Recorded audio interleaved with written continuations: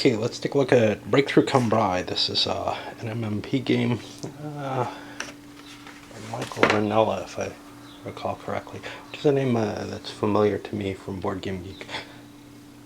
I'm not quite sure why. I think he hates me, but I'm not sure. Anyway, I have the feeling it's a negative comment. And it would make sense because we, from his designer's notes, tend to like different kinds of games. This is an area impulse game. Now, I have not done another area impulse game on video. I played, I think, Storm over Arnhem long ago. And I don't remember being terribly impressed one way or another. But apparently, like with CDGs, I didn't like We the People. Rome, Hannibal versus Carthage, I think, was my first. I'm not sure. But I didn't really like either of the first couple, and Successors was kind of interesting. And then, I kind of stepped back and said, well, I'm not interested in these. And then, I've learned, I went through a phase where I was really enjoying them, picking them up, mainly because of, here I stand over here. That was the big treasure for me. And I've found a few others. Sword of Rome was also another early one that really convinced me. Clash of Monarchs in a different direction. But anyway, this is something different. I don't really need to find a new type of game, but what I kind of like about this is I don't know quite what to call it. It's sort of that operational tactical level, somewhere between the two. Because this is one battle. It's a few days. But it has an operational feel in World War I. And there aren't a lot of games covering World War I in an operational manner that have really... Well, there aren't many, period. And there aren't many that I've tried that have really caught my attention. And I'm hoping... This is in a more fluid era of the war, obviously. 1917, we're seeing the tanks. That's what Cambrai is all about, right? Okay. So, first thing is, I'm going to start with my rules overview, and, I don't think there's a rules video out there, but there are some improved, supposedly, rule books.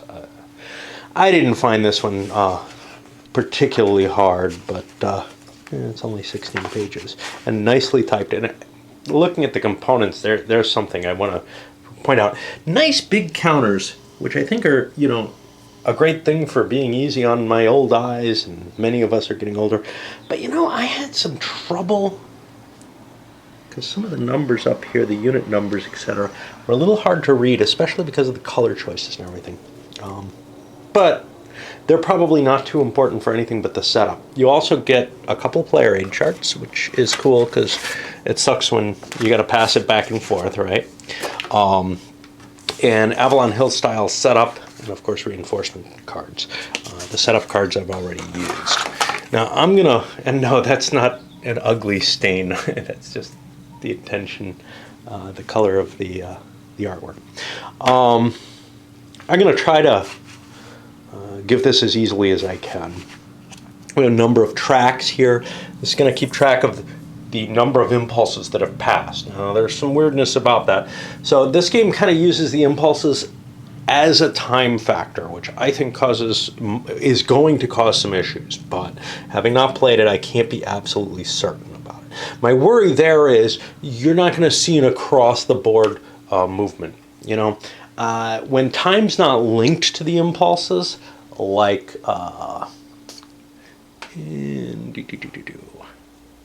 looking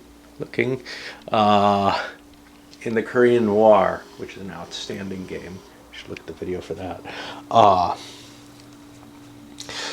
When time's not linked to the impulses, they provide, all the excitement and fun of the impulse type, pulse type sequence of play, but they don't throw anything that just kind of feels funny.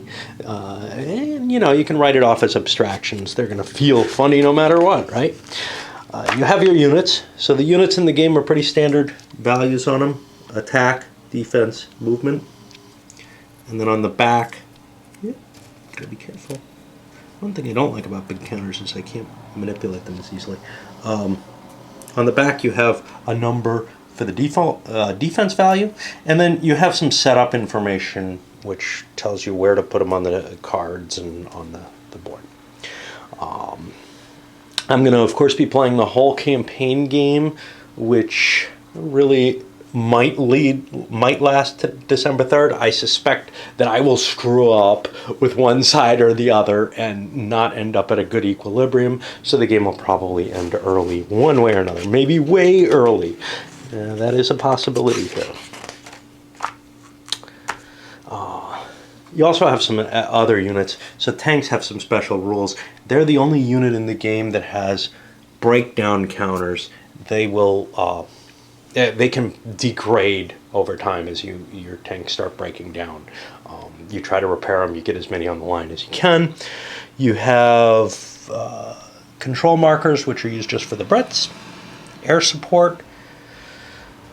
These direct support, rolling barrage, basically artillery that you've committed to that kind of situation. And then you have these hurricane barrages, which are limited to 2 per side. The Germans don't start off with any at the beginning of the game, and in fact, they don't start off with their airplane either. These come in as reinforcements. They were semi-surprised. All right. So I guess the key is the sequence of play. And we'll take a look at that. So you start things off at each turn with a dawn phase, and you see if you have any reinforcements coming in, and they'll come in at an area which is noted on the card and also on the counters. You make a roll for the weather, which is just a simple die roll. First turn it's going to be clear automatically to begin with, and you mark that either clear or overcast. Overcast weather has a few effects on artillery, and it kind of grounds the aircraft. There's an option later which we'll talk about for snow. Okay. Then once you hit the beginning of the daylight phase, whoever has the advantage in the beginning of the first scenario, the basic game or the campaign game, although there is another scenario as well, the Brits are going to have the initiative at the beginning of the game, the advantage, whatever you want to call it. And that's something they can trade away by fair...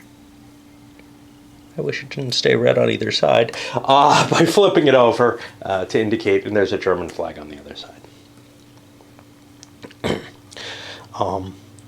So every time the British take an impulse, I don't have any dice here yet, but they're going to roll, the first time that they roll a 2-die roll during their turn, that's going to count as the sunset die roll, which essentially, if that ends up being greater than or equal to the current impulse number, the day's fighting ends.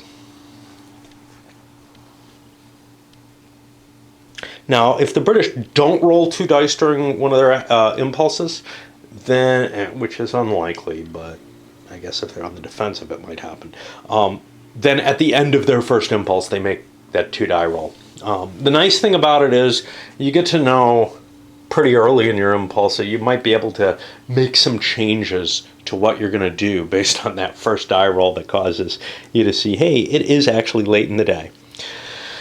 November 20th has some special rules for this, which basically say as long as the Brits keep taking an activation, the turn will continue. They're gung-ho. When you hit nighttime at the end of the turn, you're going to flip, return the advantage marker back to 0, and each player basically rolls to see if they get their hurricane barrages back, and they roll to see how much additional artillery ammunition they get, which will be tracked over here. Victory points are also tracked on this same chart.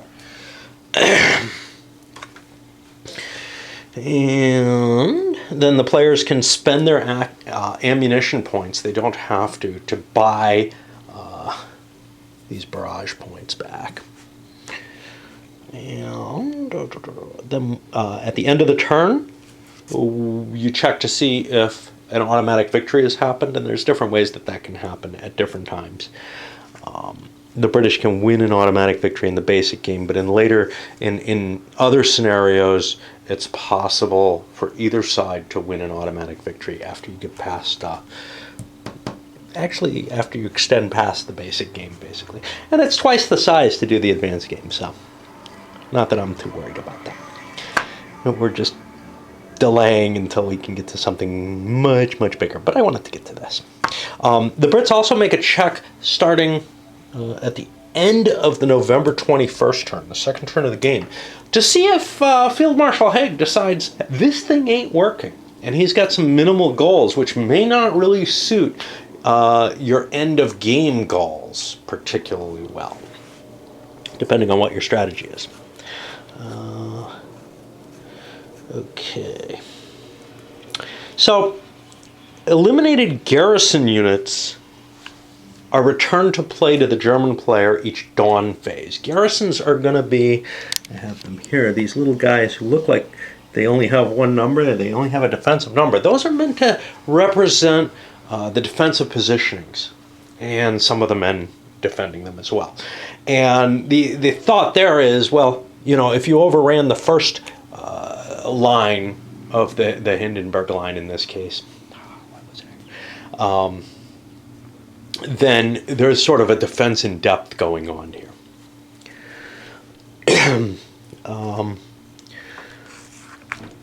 Tanks also are able to return to play by rolling dice for, well, tanks that have been fatigued, flipped over, and all units, remember, have this side, have to make a roll to see if they recover. There's also some opportunity to recover infantry units, which we'll get to a little later, but they don't recover very well. And then here, there's a little difference in how it's written.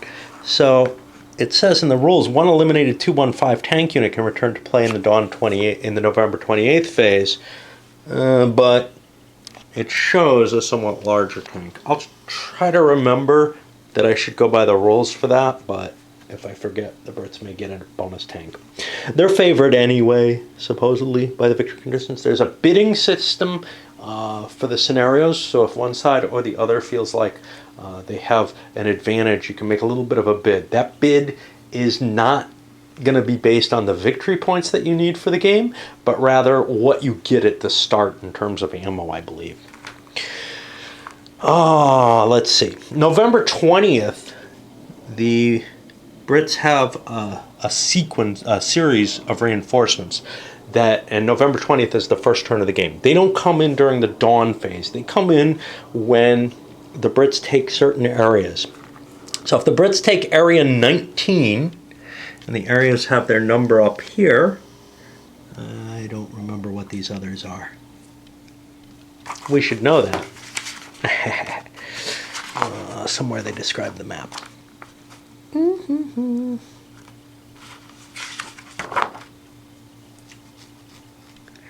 That's the terrain effects modifier under it. And these other numbers here are which British corps, I think it is, I don't know if it's corps or division, are able to operate in those particular zones, operational sectors, certain British units. Well, they don't really help me here. 10.5. No, divisions. Okay. Yeah. So, where's the 20th division? Well, it's off. It's on the map. So the 20th division. Here it's the 6th and 29th. Here's the 6th. This is the 12th. Here's the 20th here.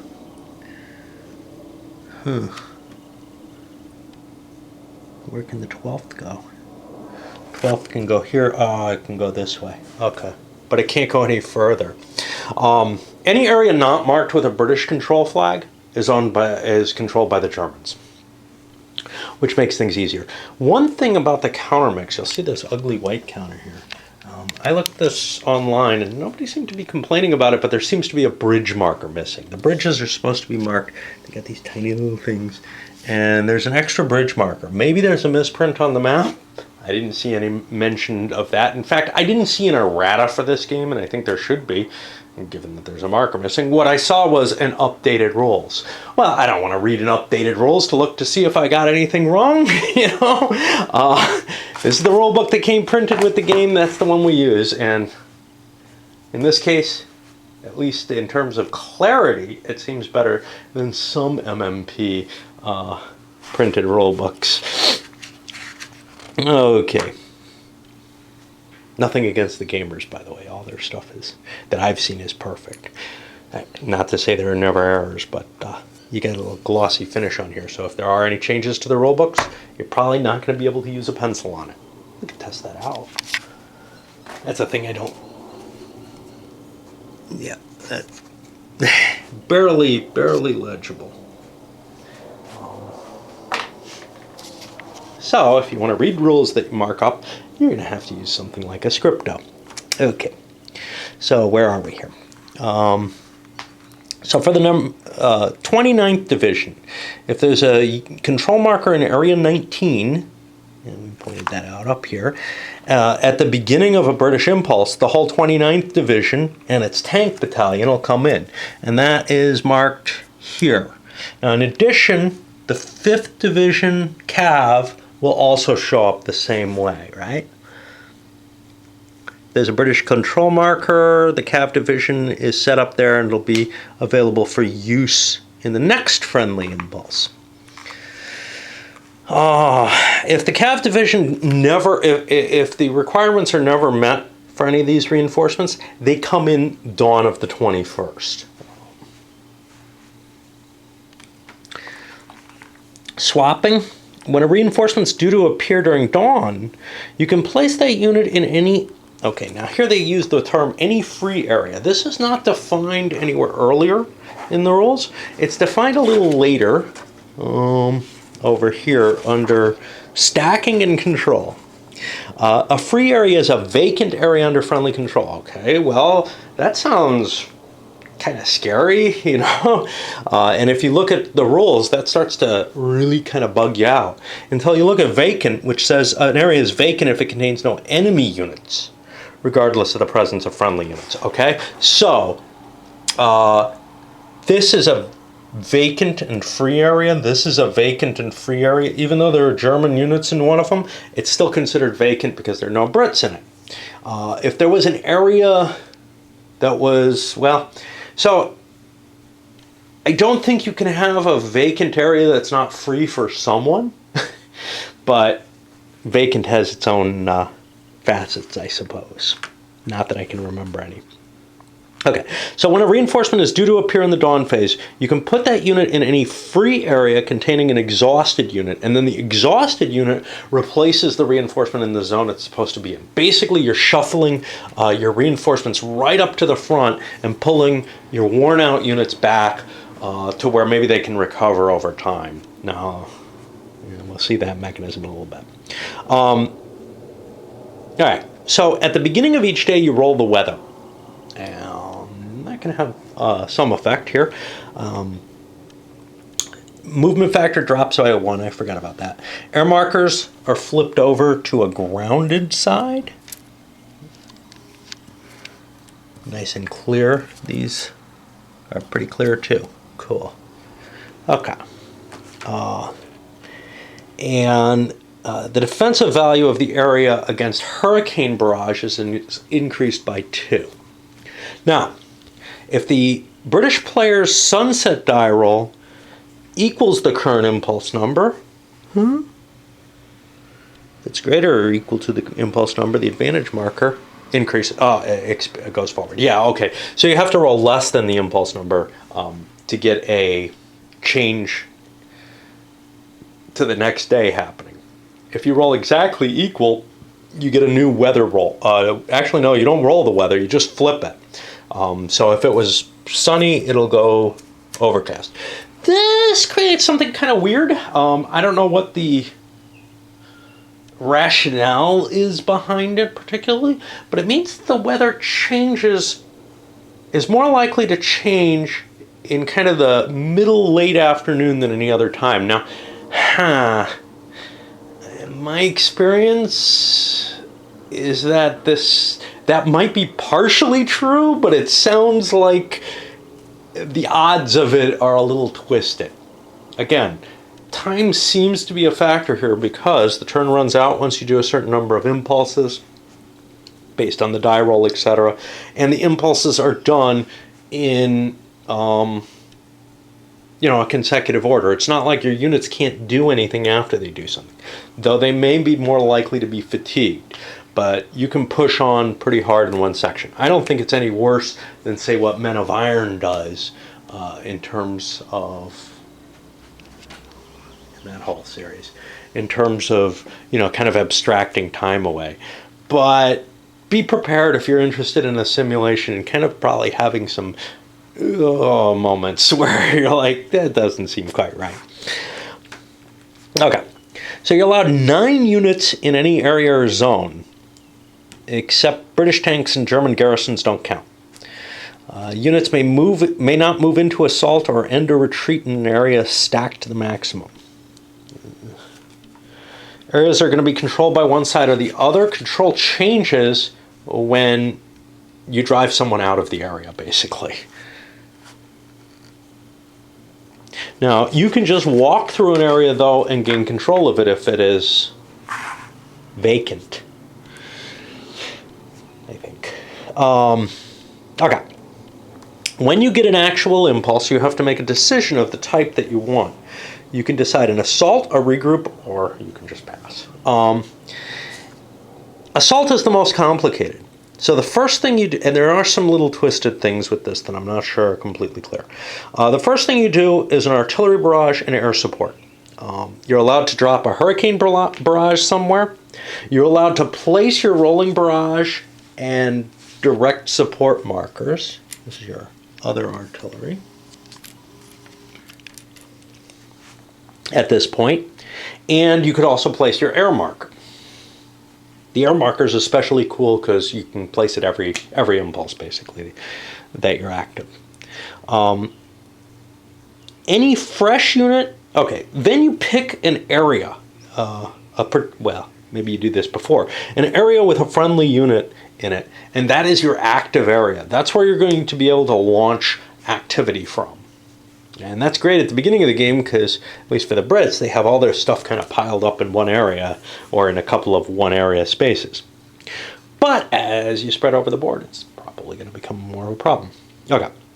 Fresh units beginning in an impulse in an active area can move. Then you resolve combat. Now, this is a little weird because it looks like some of the combat has got to be handled during movement. We'll see. And bridge demolition can be attempted. And bridges on their backside have these little destroyed markers. And once they're destroyed, they're just gone. One of these canals, and I can't read to see which one's which, the Canal de la Nord is, I don't know which one's which, is actually dry, but it has essentially the same effects on play as a wet canal. Certainly would screw with tanks. Okay.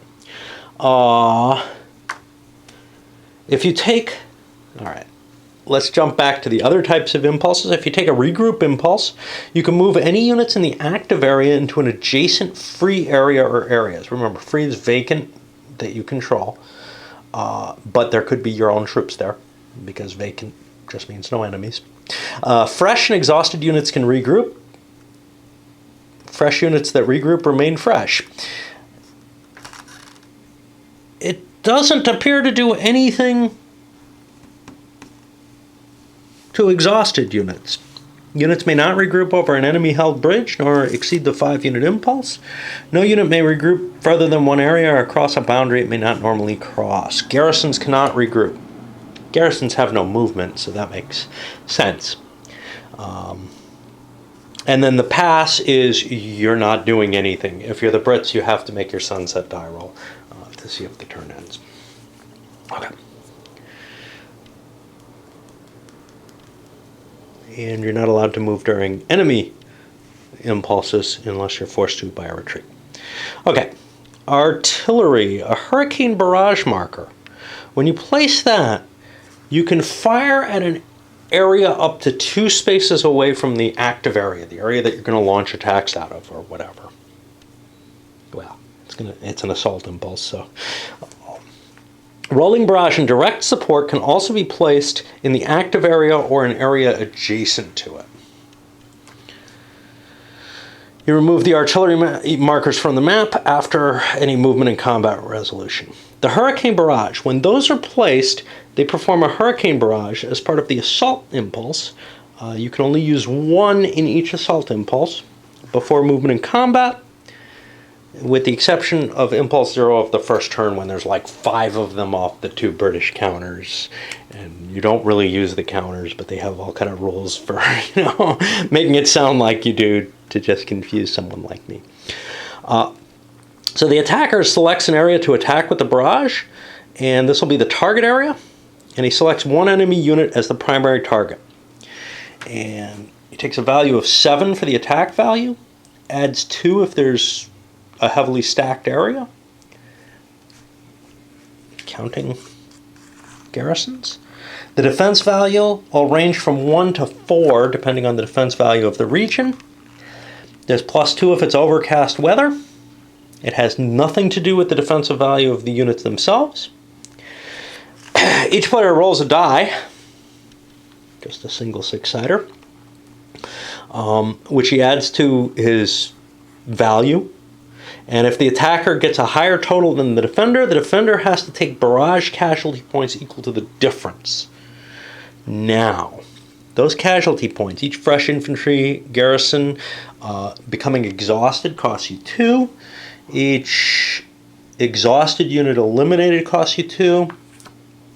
If you just eliminate a fresh unit, therefore it's 4. For tanks, they're the same except the base cost is 3. And you must apply a partial attack even if that forces you to take more damage than you were required just by the difference. If you're in a square area, an area with a little square in it, that's part of the original Hindenburg lines. And you'll see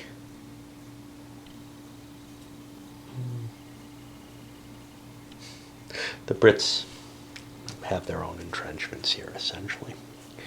And what that means is they take 1 less combat point, 1 less casualty point, right? When a hurricane barrage is used, it's flipped over to its used side, and you're not going to be able to use it again that day, and you may not be able to use it for several days, depending on how quickly it gets its ammo. Now, your rolling barrages and direct support markers, you can place kind of at will within the appropriate range, which is 1's area of your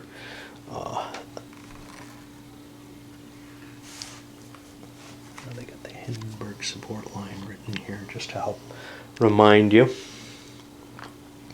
When you place a rolling barrage in an enemy space, you make the cost to enter that target area less.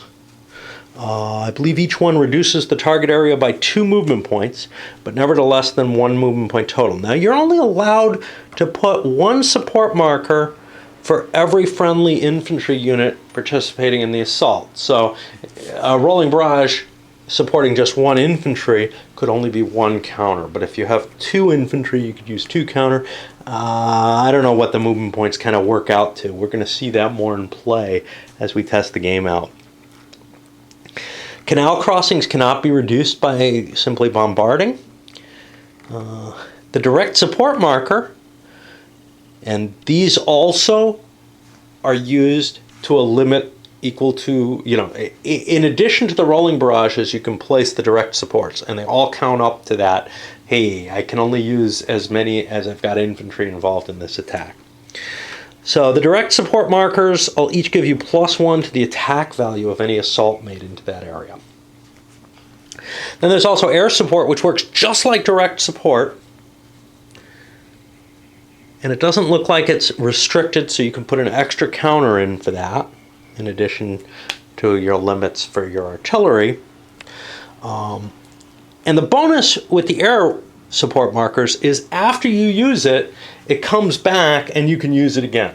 The disadvantage, well, it can't be used when it's overcast, and it, well, there's another opportunity, which is an interdiction type attack in the options, which it just sticks with the unit it's on. Okay, in order to move, units have to spend movement factors to assault enemy units within a contested area, and also to move into the area. Each area can only be assaulted once in an impulse. Units can move in or assault until there are no units left in the active area. Okay. Movement's going to cost you movement factors. And it's a base of 1 to enter a vacant area, 2 to enter a vacant area adjacent to a fresh enemy unit. I guess this is cumulative. Enter an area containing only exhausted enemy units is 3. Yeah, I think that's 2 instead of 1. 4 to enter an area containing a fresh enemy unit, and it costs you everything to cross a canal if you're not using a bridge.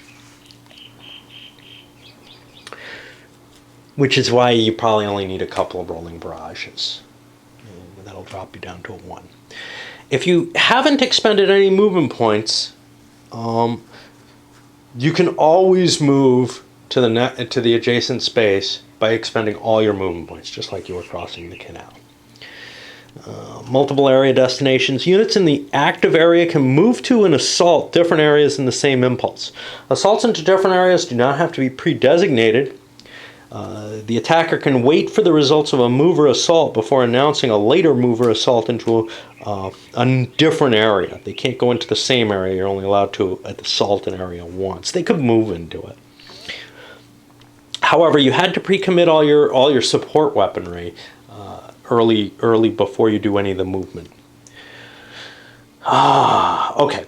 So when you do an assault, you have to declare a point unit, which is going to be the first unit entering the uncontested enemy-controlled area. This must be a tank unit if the assault's going to end up in an overrun, which isn't a guaranteed thing by any chance. You can't move into a fully stacked area. Stacking. Yeah, stacking's per side. I just wanted to make sure of that, because sometimes different systems have some weird little tricks to them, and I wanted to make sure that that's what was intended here. When you're crossing a canal, a maximum of 5 units can use one of the bridges to cross between areas if it's present. Other units would have to cross without the bridge advantage. Now, you might be moving one unit across with the bridge and then back across using the bridge for weird reasons, but in that case it counts twice. Some units are restricted by operational sector. In the first 2 turns of the game, the British infantry divisions with colored division identifiers, that's these little dots here, I guess, can only go where they belong.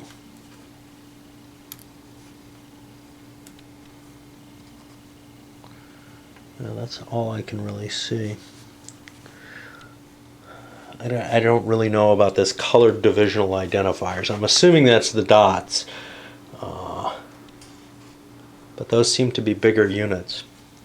So like this is 52, 51 and 52, or sorry, 51 and 62, which can go in here.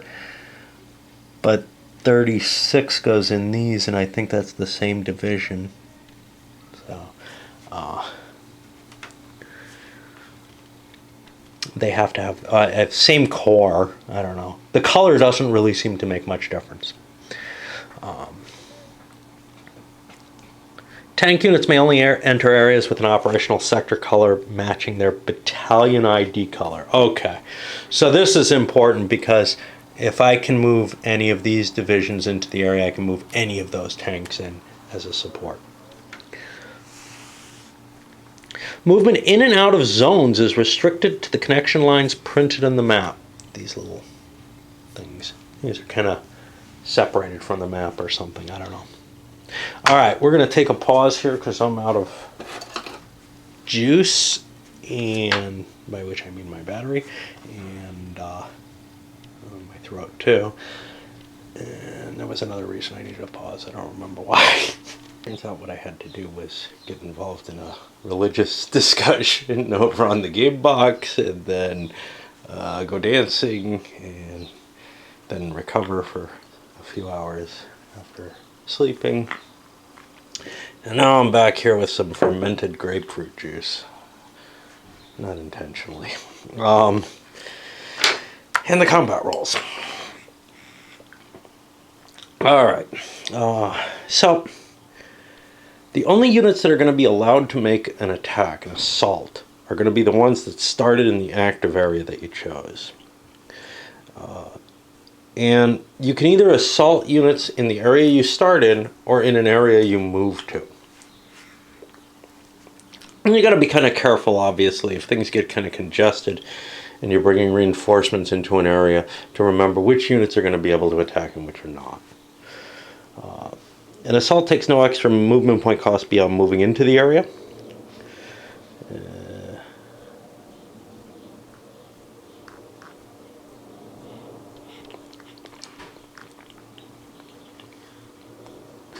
Now, an assault is resolved only after all units have entered the assaulted area in that impulse.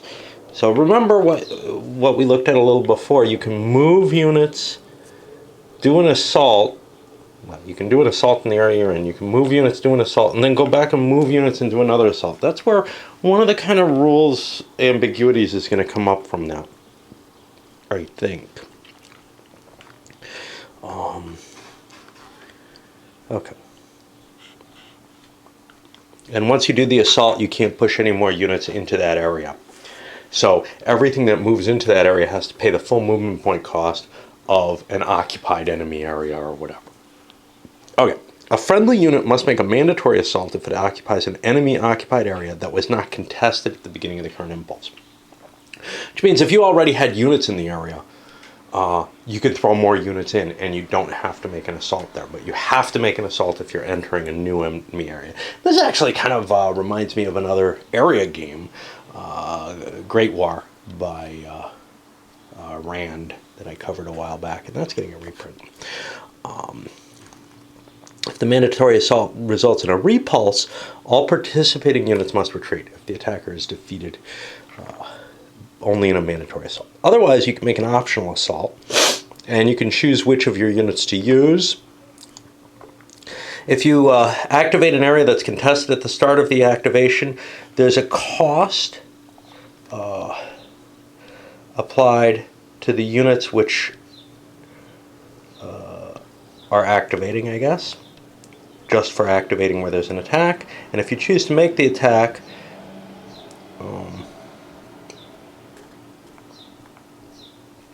if you end up overrunning the defender, you can continue moving. We'll get to that. Overruns where the problems come from.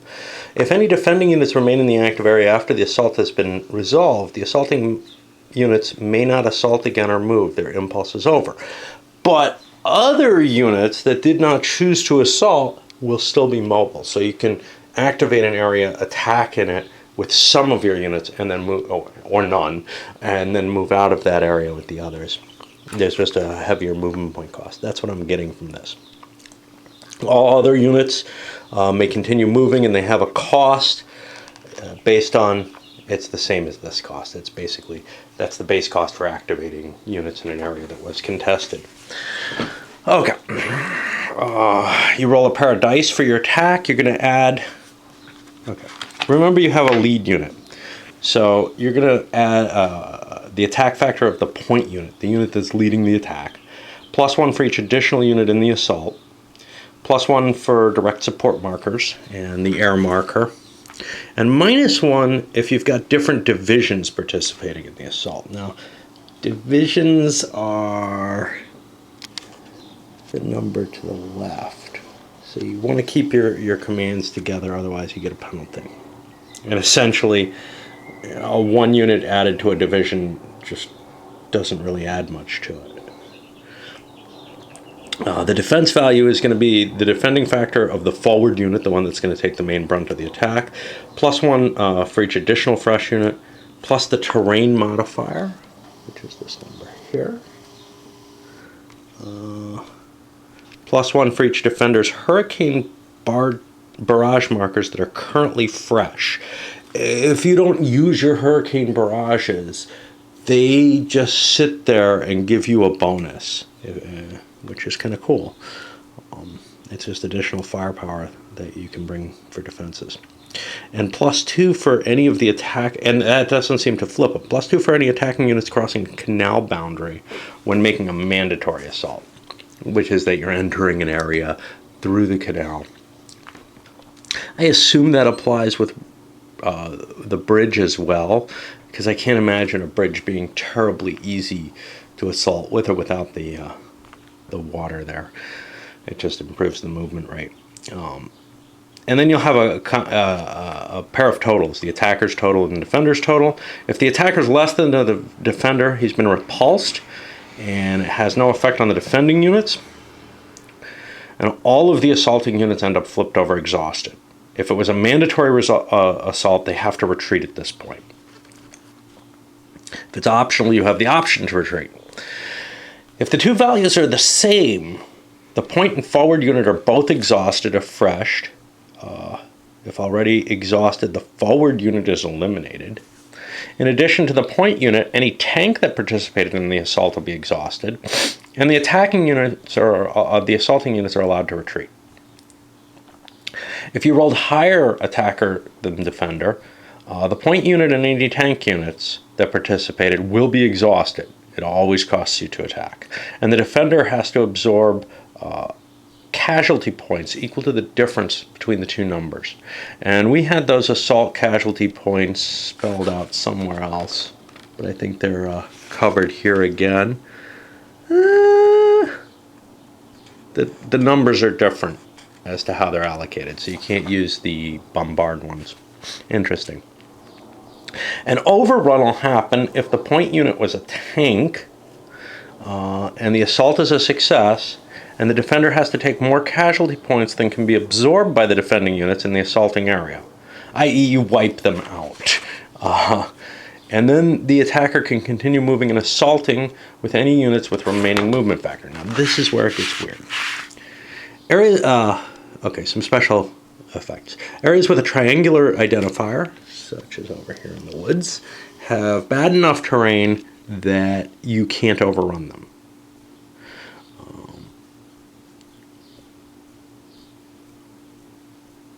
And the attacker's impulse ends after his attack.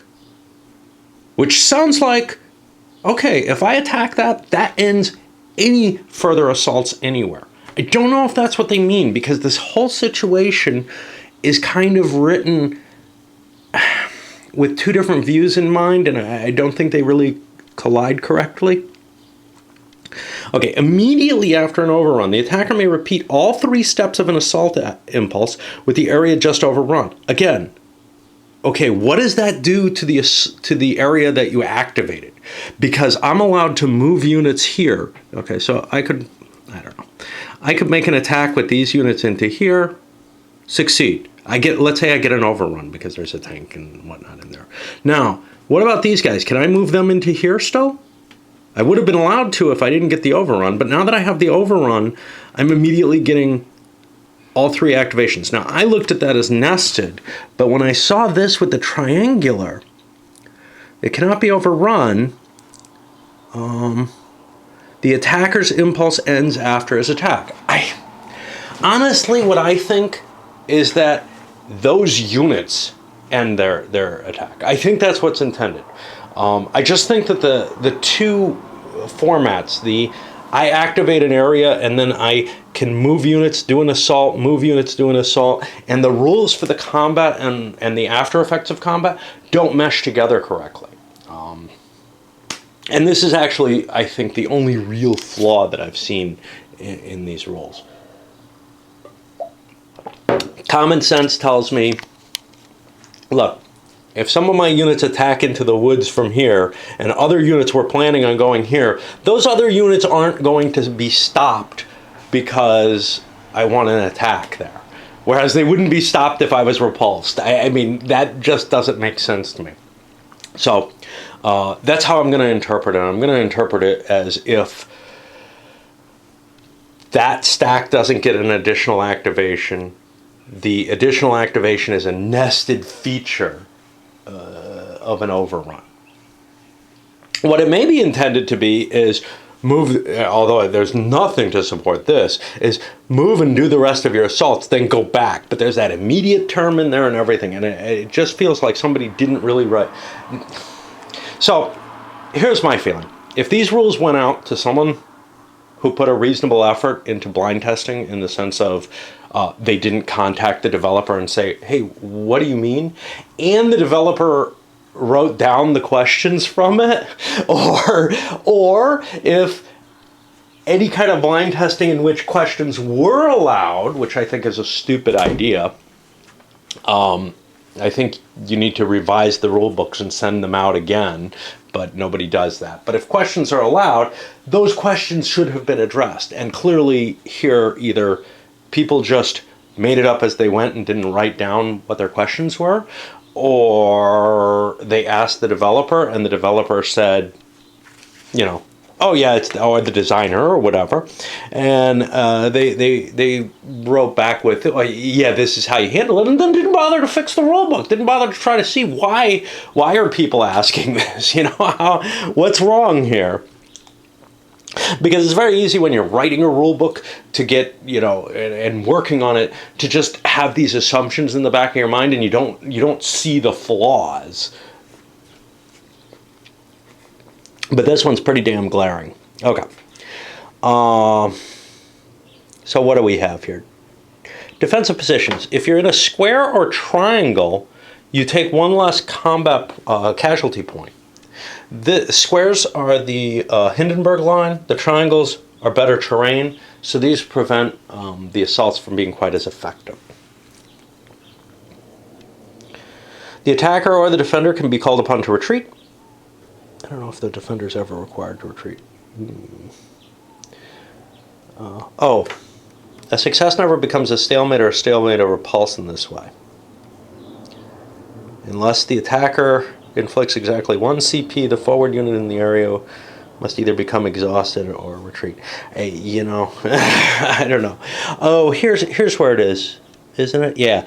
If you retreat an exhausted unit, you can absorb casualties with that.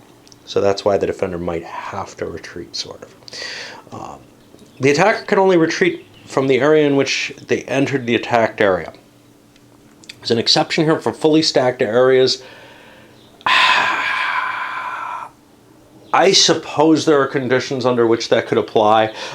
Basically, if you're moving only one area, you're not going to be moving. Yeah, no, this can't happen.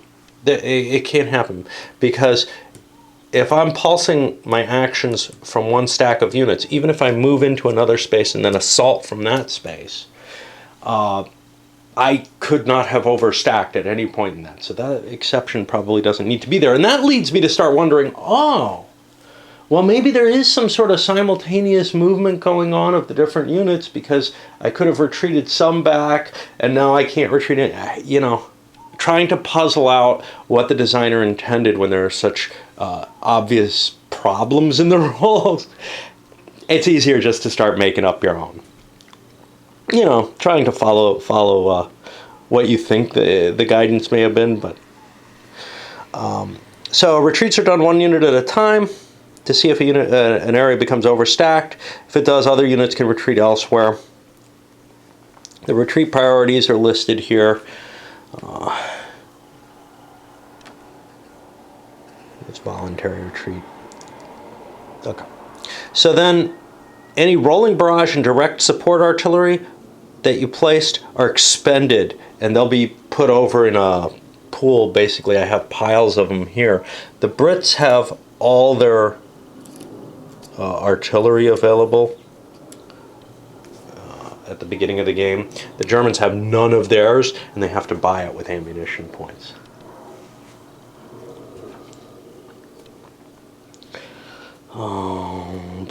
Okay. Number of different things you can become exhausted from. Okay. So then in the night phase, the Brits do theirs first, and then the Germans. So the first thing is you have to be able to trace supply back to your home areas. For the Brits, the home areas are I, J, K, and L, which are these. For the Germans, it's A, B, C, D, E, F, G, or H, which is just basically everything else, all the way down to here. If you can trace an uninterrupted supply of what? Of friendly controlled areas. The enemy can be present in them. Then you'll be allowed to refit those units. Now, refitting is limited. And there was this, okay, so here was the second thing that was kind of weird. There was under the regroup action, there's a statement that fresh units that regroup remain fresh. There's nothing about exhausted units there, so there's almost an implication that exhausted units, when they regroup, are supposed to recover. I'm not going to add that to the rules. That's not as written. I'm just going to take that as a, well, that's a quirky thing to say. But it could well be an indication that the designer did mean to write that exhausted units actually recover, they refit. Okay, so the next thing after you trace the supply lines and see who's in supply and who's not, and there's nothing bad about being out of supply except you can't refit, at least that I've seen.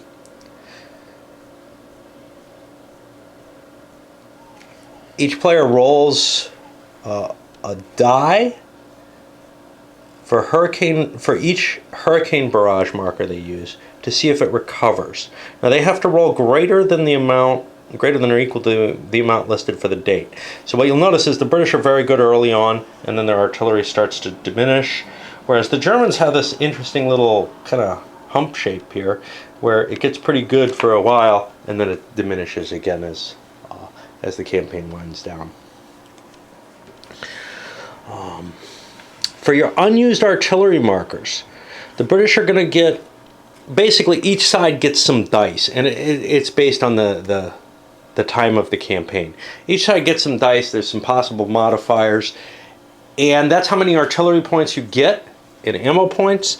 You can accumulate those, and you can spend them, and I don't see a reason why not, immediately to up your total amount of artillery. Since you don't have to decide what you're using the artillery for until you actually place it, basically all that happens is the points allow you to stockpile artillery points once you've gotten all your counters, as far as I see. Okay, the infantry recovery, tank recovery in this game. Okay, each tank unit, the Brits roll a die. If he rolls less than or equal to the defense factor on the unit, it has passed its recovery or its refit roll, and I believe it'll turn to be non-exhausted. If he rolls higher than the spent defense factor of the unit, it fails its refit roll, and then it's going to degenerate to a smaller unit but be refitted. Basically, you didn't get all your tanks back on the line. Infantry refit, one exhausted German unit can flip fresh each night phase. Starting in November 25, one exhausted British infantry in zone J or K and one additional German infantry anywhere on the map can flip fresh. So, you're only going to see one or two of your units recovering each turn out of the infantry. Tanks are going to recover at a fairer rate. Artillery, of course, comes back and everything. But your infantry is going to all be slogged down as it gets disordered. It's going to be very hard to maintain the attack. And you have to be able to trace a supply line. Now, the Brits have an additional possibility. They can dismount their cavalry and push them into the infantry units. One infantry unit can be refit for each cav unit that's permanently removed from the game, and that unit can be exhausted if you like. The cav has to be in play already. It doesn't have to be in the same area as the infantry that it's refitting. And the infantry just goes fresh. Both units have to be able to trace a supply line, and you can do this with multiple cav units in a given turn. What this does, you'll see in the victory conditions, the cav are kind of vital to some of the victory conditions, so it restricts what the Brits are able to do in terms of a breakthrough or anything. But it does give them more staying power, and actually gives the assault more power towards moving forward, because you're trading what are essentially weak cav units here to make, you know, a weak infantry unit into something useful. And with the low rate of recovery in the game, you kind of need to do this. Since I've gotten pretty much everywhere except the victory conditions, more or less. The advantage is still here too. Okay, so if the British get a breakthrough, or Haig ends the offensive, the game ends. Now, the British get an automatic victory if they can put a cavalry during any turn in zones B, C, or D, which are up here. And this is why you don't want to get rid of all your cav, right? That's a pretty far distance, though, on this map. I mean, you really have to plow through to get there. And you must be able to trace back to one of the original British zones. Not this one, one of the off-marked ones. Okay. Now, starting in November 21st, that's the second turn, at the end of the turn, the British player makes a die roll. If the British controller contest Area 1, that gives them a bonus. If the controller contest Area 5, it's over here, Boulogne, that was one of the initial goals that Haig had in mind. That gives a couple of point bonus. If they contest any area east of the Canal de Saint-Quentin or Area G. Okay, G is over here, east is this way. I think this must be Saint-Quentin, but I'm not sure. That can't be. It's got to be this one. Okay. And that's worth only 1, much less than taking some of Haig's initial goals. And that's if they contest, they get more if they control it, though, on the same level as the 1s and 5s. Now, in order to play the next turn, you have to get a 7 or higher. So you have to collect a bunch of these victory points. And there's a chance, even if you go for his initial goals, areas 1 and 5, fairly strongly. And 5 is particularly impressive, right? Because Area B is a potential breakthrough space. Then Haig will continue with the assault. If you don't manage to roll above a 6, Haig decides, hey, you know, I'm done. And the game's over and you score it at that point. And that's going to be terrible for the British, probably. And that's each turn. Each turn. They have to make that check.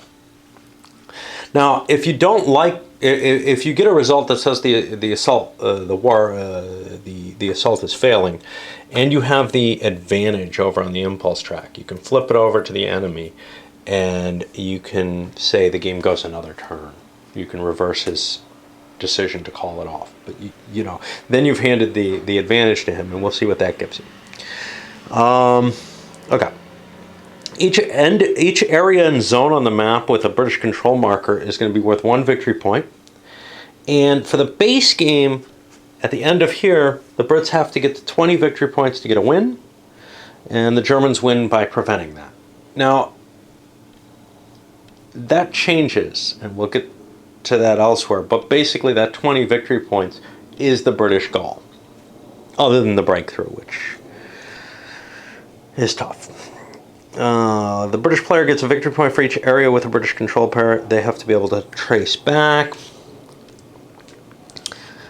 Okay, the bridges. And here we have not enough counters, and like I said, there's either a misprint on the map that isn't noted, or there's a missing counter that isn't noted anywhere that I saw.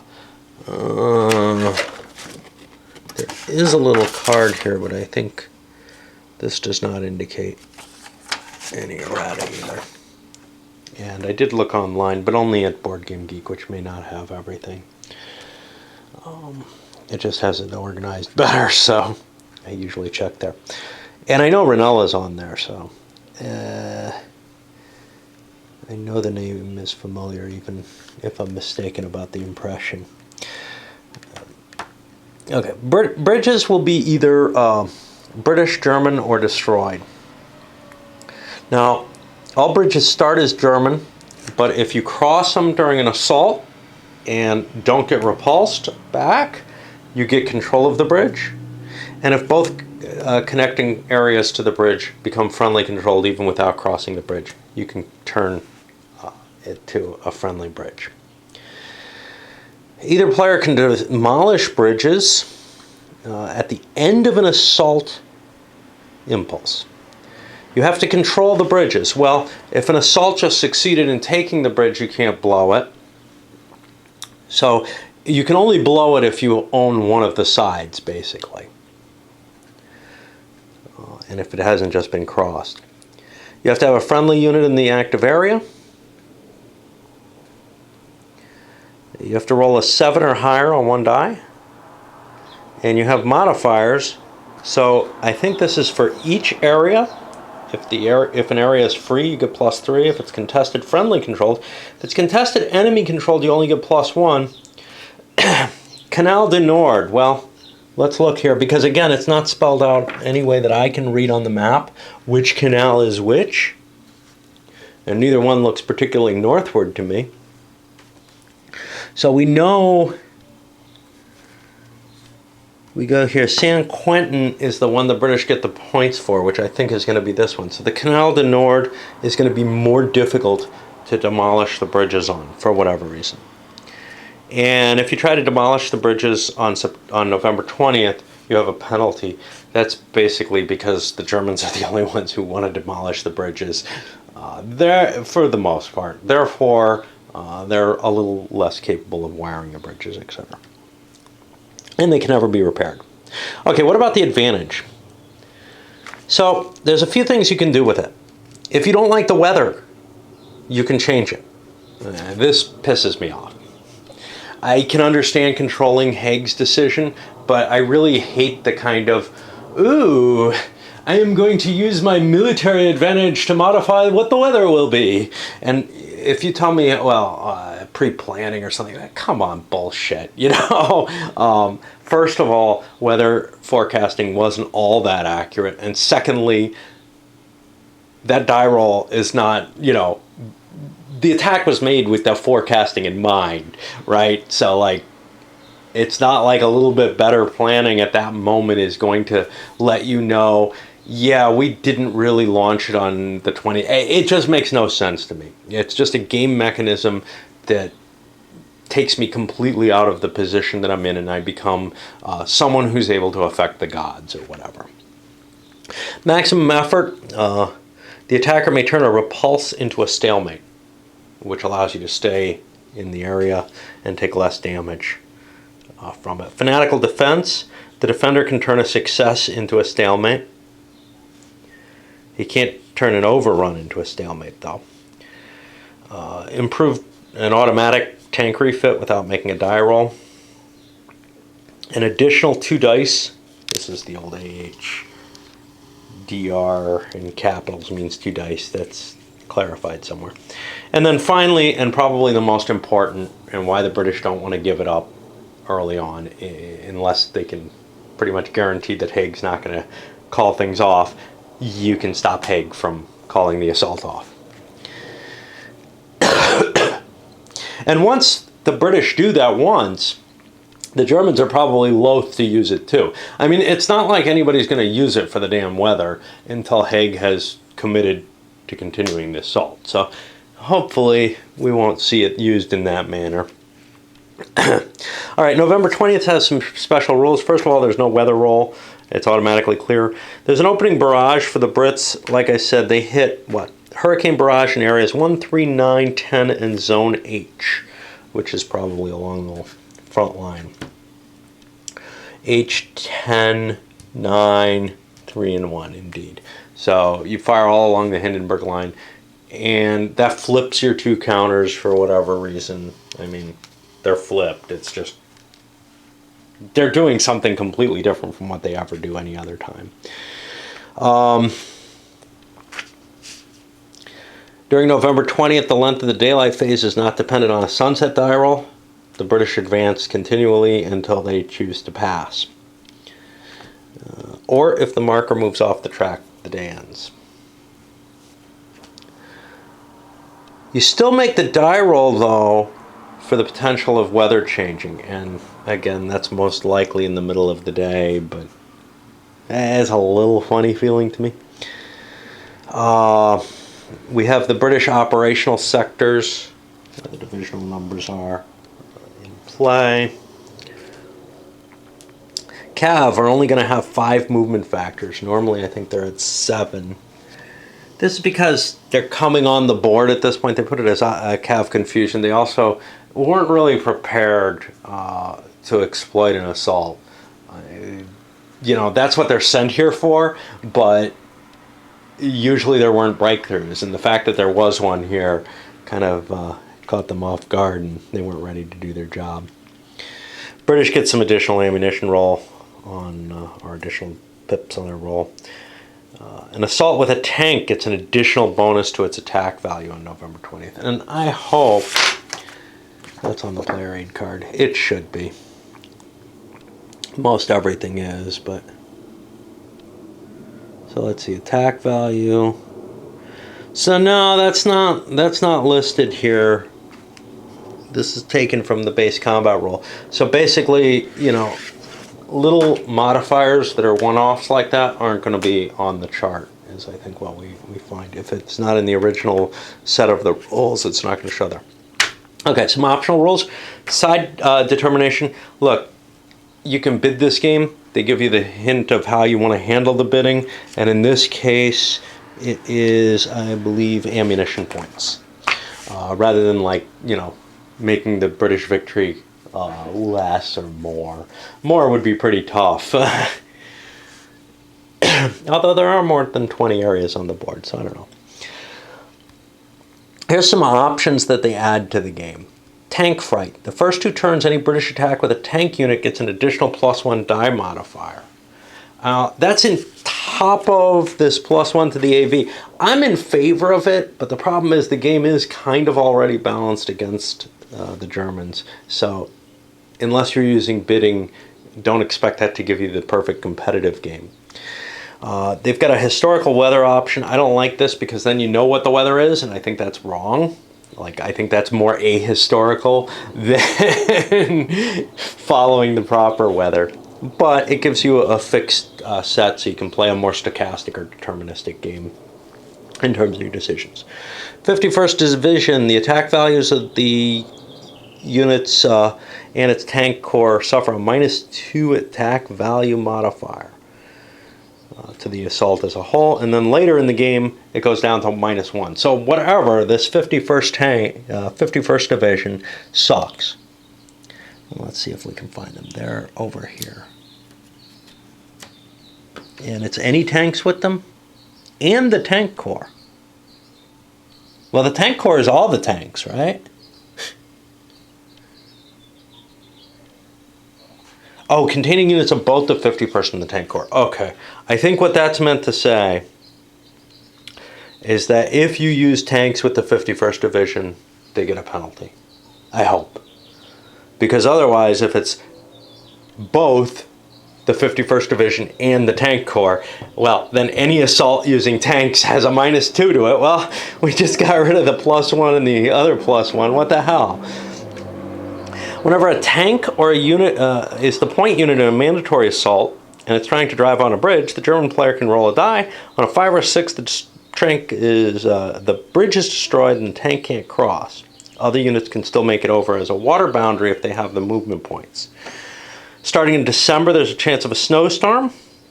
If it's overcast, the German rolls a die. And this can be used, you can again use your magical powers of the advantage because you're doing well in the battlefield, or because you force the enemy to commit and you know, I don't know what, to commit to a more aggressive assault. You can call on the gods with the sacrifice there to be able to call up some snow or to prevent it. And that'll end the game. Okay, so now here's another one, and I'm going to play with all of these except for the historical weather. The other one is air interdiction during the dawn phase of any clear turn. After both players have placed their reinforcements on the map, they can place an air marker into a zone containing at least one enemy unit and no friendly. The British place first, then the Germans. And a unit in the zone containing an enemy air marker has its movement factors halved. If the weather turns overcast, it goes back and lands. You can return your air unit at the end of any impulse. Basically, if you've got a particular enemy unit that you want to slow down, this is worth something. But if you're going to be making any assaults, you're giving up a +1 in one of your assaults that turn. All right. Now what I haven't touched is the playbook, which has a scenario section, an example of play, which of course I haven't read. I'm not into that, and it may answer some of the ambiguities that I've seen, but some of them I'm not so sure.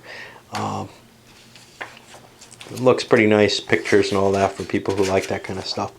And then a really cool set of designer's notes that I'm very happy to see. I think the designer's done a pretty damn good job of expressing, you know, the intentions behind this game and what he's hoping to do with it. And yes, it's not aimed at, you know, the simulation side of the hobby particularly, although I don't think that he makes any claim that this is a game rather than a simulation type thing in it. He's not trying to say it's not going to be accurate. So I feel like it's perfectly fair to, you know, discuss where things seem a little wrong. But it is much more aimed at the competitive side of the hobby, who wants that kind of tense and, you know, tight decision cycles and all that in the game. Okay, so there's several scenarios. Pieces are set up. There's not really any, not much in the way of special rules. This one, this is high water mark. I haven't looked at this one. I haven't looked at Prince Rupert's. A couple of later starts, and then the initial one, which ends over on the 26th, and the campaign, which ends perhaps on the 3rd or earlier. And I suppose that's that. So we'll get moving on this and see how it starts to play.